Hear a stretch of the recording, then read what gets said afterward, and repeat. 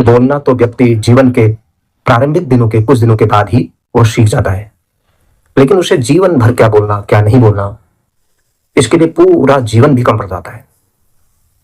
इसलिए कभी कभार ऐसा भी होता है कि वो किसी ऐसी जगह पर बैठा है जहां चारों तरफ कुछ ऐसे विवादित लोग या मूर्खों का जमावड़ा है, तो ऐसे स्थान पर किसी व्यक्ति का चुप रहना ही अच्छा है, वो विद्वान के बराबर है। ये बहुत बड़ी साधना होती है।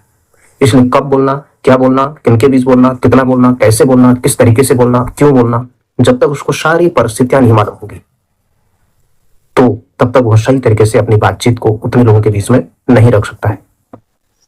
यही जीवन की सबसे बड़ी सीख बनती है और यही जीवन की सबसे बड़ी हमारे लिए आधार बनती है। हर प्रकार से हमारे वातावरण को, हमारे उस संतुलन को बनाने में काम आती है। यही बात करने की कला हमारे जीवन की सुंदर व्यवस्थाओं का निर्माण करते हैं। और इसलिए बात करने के तरीके और उसके कौशल के बारे में हमें जब तक पूरी जानकारी, पूरी तज्ञता नहीं होगी, तब तक हम सही तरीके से बातचीत नहीं कर पाते हैं।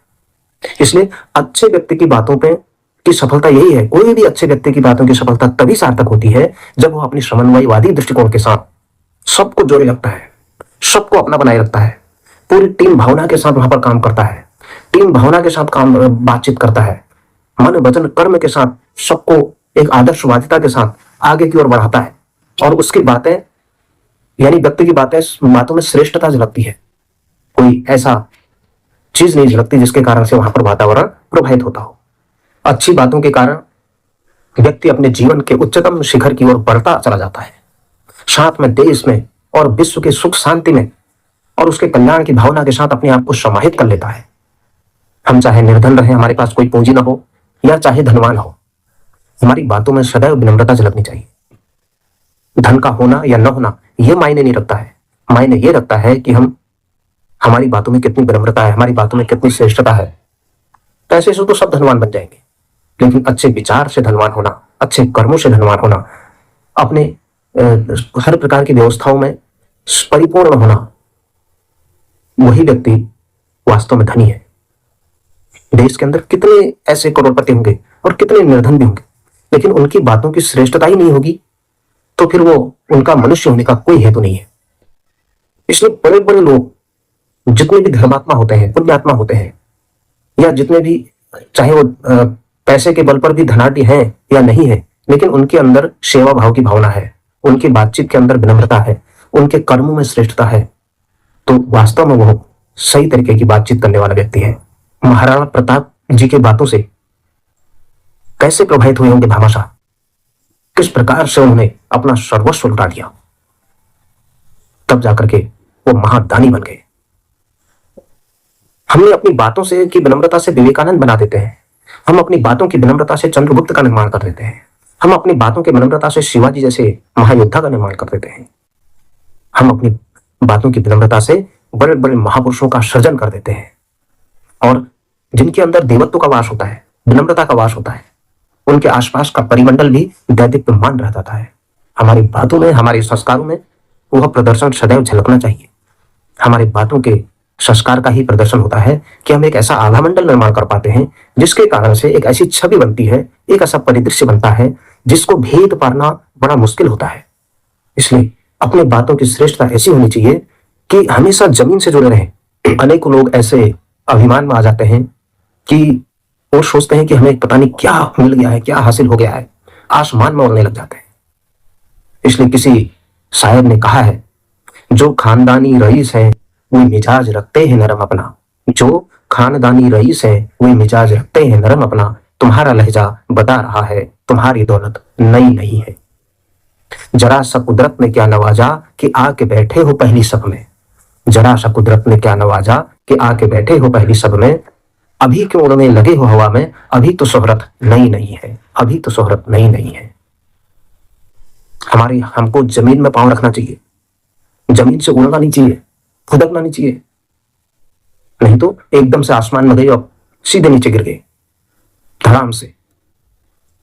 जितना ज्यादा जमीन में जुड़े रहेंगे, जितनी जड़ गहरी रहेंगी, उतना हमारा वृक्ष फलेगा, फूलेगा, विशाल होगा, लताएं चारों तरफ फैली होगी, उतने ही फल लगेंगे, उतने ही सबको पुष्पित पल्लवित करेंगे, उतने ही छत्र छाया बनाएंगे।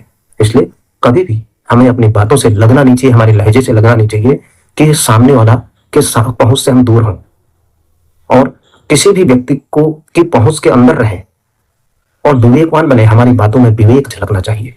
इसलिए बातों की जो विवेक दृष्टि है वो ऐसी होनी चाहिए जैसे तुलसीदास जी ने कहा है। तुलसीदास जी ऐसा रामचरितमानस जैसा महाकाव्य देने वाले, दुनिया को ऐसा महान ज्ञान देने वाले, भगवान राम की ऐसी महान स्तुति वंदन करने वाले, वो भी उतने बड़ा रचनाकार होने के बावजूद भी क्या कहते हैं कि मुझमें काव्य रचना की कोई बुद्धि या मेरे अंदर कोई ज्ञान नहीं है। यानी वो कहते हैं कवित विवेक एक नहीं मोरे, सत्य कवौ लिखि कागत कोरे। उन्होंने कहा है कि मुझमें काव्य रचना की कोई ऐसी बुद्धि का ज्ञान नहीं है। मैं यह कोरे कागज पर जो सत्य लिख रहा हूं ये सब प्रभु राम जी की कृपा है। उनका कृपा का उनका गुणगान कर रहा हूं, उनकी मैं स्तुति करने का प्रयास कर रहा हूं। फिर वो कहते हैं बिनु सत्संग विवेक न होई, राम कृपा बिनु सुलभ न सोई। यानी वो कहते हैं सत्संग के बिना ज्ञान नहीं होता है। राम जी की कृपा के बिना वह सत्संग आसानी से भी नहीं मिलता है। इसलिए हमारी बातों में इतनी गहराई व इतनी श्रेष्ठता होनी चाहिए कि हमें किसी को नीचे गिराने की आवश्यकता ही ना पड़े। हम अपनी बातों को इस तरीके से करें, हमारा सत्संग ऐसा हो सही लोगों से, व्यवस्थित लोगों से, प्रभावी लोगों से, आदर्श लोगों से, जो अच्छी बात करते हो, समाज के अंदर अच्छे विचार प्रवाहित करते हो, अच्छे संस्कार प्रवाहित करते हो, अच्छी विचारधारा का सृजन करते हो, रचनात्मकता हो, जिनके विचारों में एक आदर्शवादिता झलकती हो, विशिष्ट छवि झलकती हो, व्यवस्था झलकती हो, समाज का सामंजस्य झलकता हो, ऐसे लोगों का सत्संग कीजिए। वो आपको अच्छी सत्संग देंगे, अच्छी बातें देंगे, अच्छे ज्ञान देंगे। इतने महापुरुष हैं, इतने संत हैं इस भारतवर्ष के अंदर, आज भी ऐसे दुर्लभ दुर्लभ लोग हैं, ऐसे ऐसे महापुरुष हैं। इतने महापुरुषों की स्मृतियां हैं, उनकी बातें हैं, उनकी दृष्टि दर्शन है, उनका जीवन दर्शन है। उनकी बातों से सीखें किस प्रकार से उन्होंने जीवन जिया और आज के संत कैसे कैसे जीवन जीते हैं। वृंदावन के अंदर चाहे प्रेमानंद जी हो, चाहे रामभद्राचार्य हो, चाहे हमारे शंकराचार्य जी हो, किस प्रकार से अपने जीवन में इतनी ऊंचाई, श्रेष्ठता, इतना ज्ञान का भंडार भरा पड़ा है।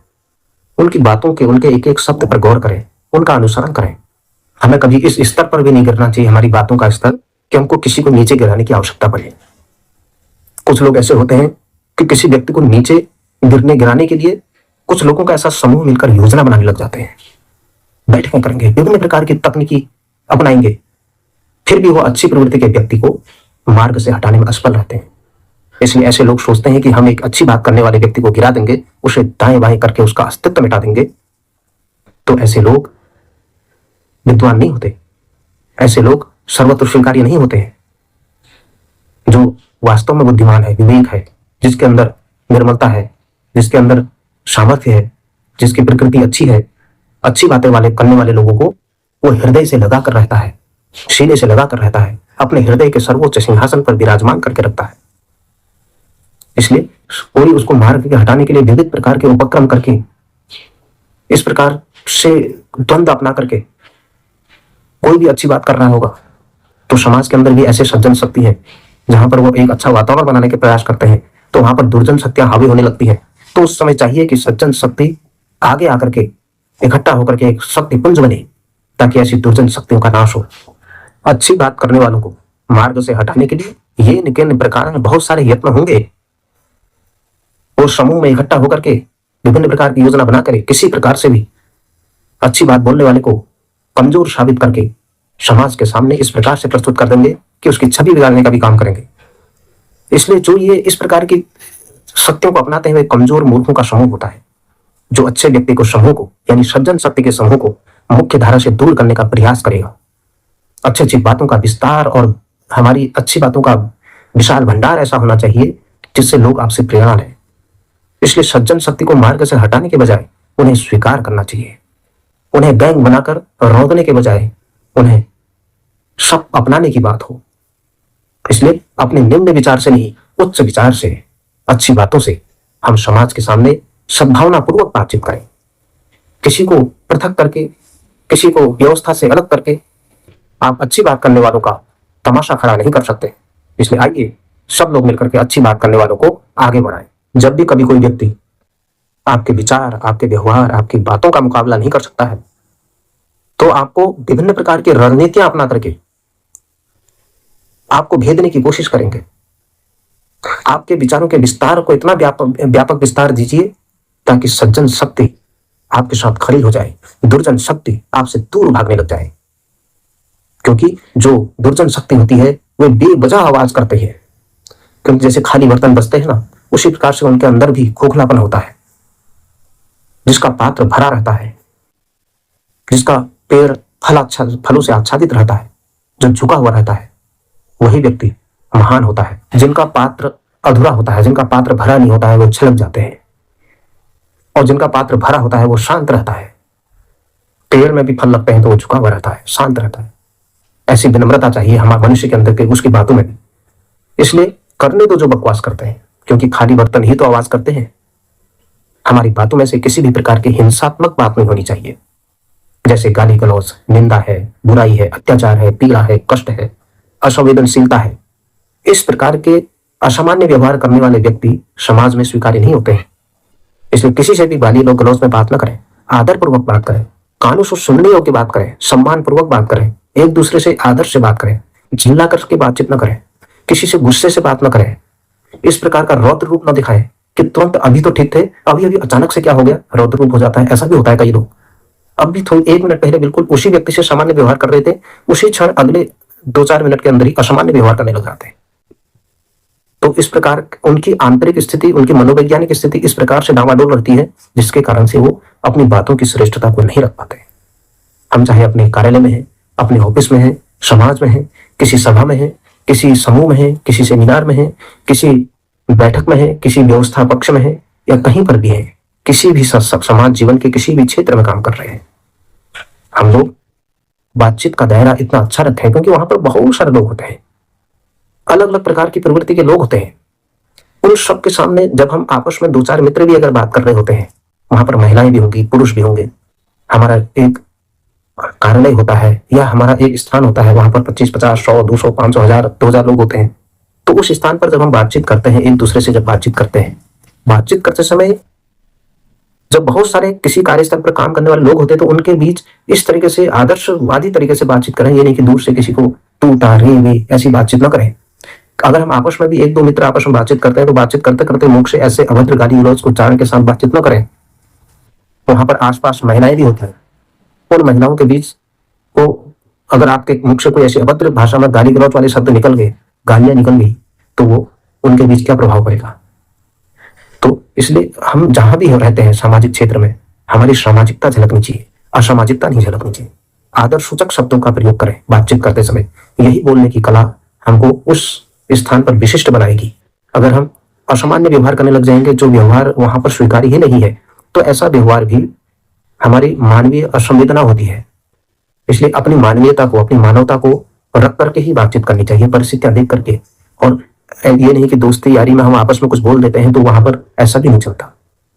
समाज में कैसे बातचीत करना, अपने कार्यालय में कैसे बातचीत करना, पब्लिक प्लेस में, सार्वजनिक स्थान पर कैसे बातचीत करना, किसी अस्पताल में गए हैं वहां कैसे बात करना, किसी अन्य दूसरे ऑफिस में गए वहां कैसे बात करना, हम किसी अन्य कहीं पर भी समाज के किसी समूह में बैठे हैं वहां कैसे बात करना, अनजान लोगों के बीच किस तरीके से रहना।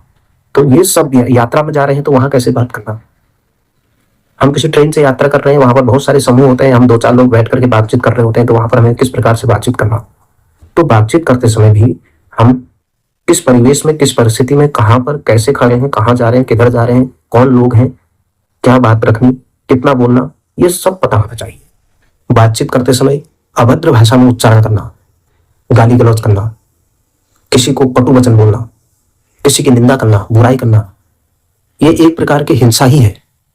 इस प्रकार की हिंसा को न करें, जिसके कारण से समाज में संघर्ष का वातावरण बने। बातचीत करते समय समन्वय होना चाहिए समाज में। बातचीत करते समय एक दूसरे के प्रति लगाव उत्पन्न होना चाहिए, एक दूसरे के हृदय से हृदय जुड़नी चाहिए, व्यक्ति से व्यक्ति जुड़ना चाहिए, मन से मन जुड़ना चाहिए। तब जाकर के हम एक अच्छे समूह का निर्माण कर पाएंगे। गलत बातें, गलत संगति, गलत रुचि, गलत प्रवृत्ति हमें अंधकार में धकेल देती है। अच्छी बातें, अच्छी प्रवृत्ति, अच्छा स्वभाव, अच्छी बातचीत, ये सब हमें अच्छे मार्ग की ओर ले जाती है। हमें तय करना होता है कि हम अच्छे मार्ग का गमन करें या बुरे मार्ग का गमन करें, सही बातों को अपनाएं या बुरे बातों को अपनाएं। इतना हमें विवेक होना चाहिए। शेष बातें मैं अगले सेशन में करूंगा। बहुत सारी बातें होती हैं, जो कभी खत्म ही नहीं होती हैं। इसलिए आइए दिन प्रतिदिन अपनी बातों की श्रेष्ठता इतना विशाल बनाएं, जिसके कारण से हमारे अंदर से राक्षसपन नहीं, दिव्यता झलकनी चाहिए।